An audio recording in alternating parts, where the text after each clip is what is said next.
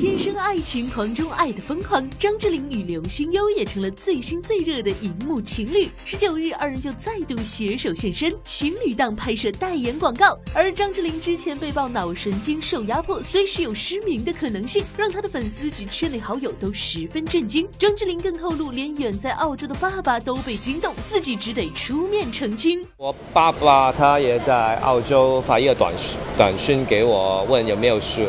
我觉得让老人家担心也不是很好的一件事情啊，所以我要澄清，我真的什么事情都没有，只是去年的时候真的可能不知道什么原因，那个眼皮一直在跳了好几个月，可是现在过年之后都没有再出现这个情况，很奇怪。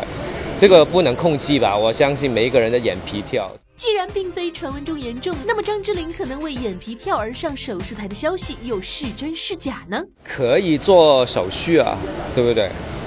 可是真的绝对没有这个必要吧？有一些人，比方说睡觉的时候打呼，你也可以去做手术，可是没有必要嘛。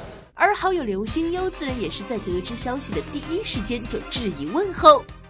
我很久没看到他了嘛，然后就在新闻上有看到这个消息，我就有私信他，问他 OK 吗？他眼睛，然后很快要工作，希望他一切顺利。结果今天看到他很顺利啊。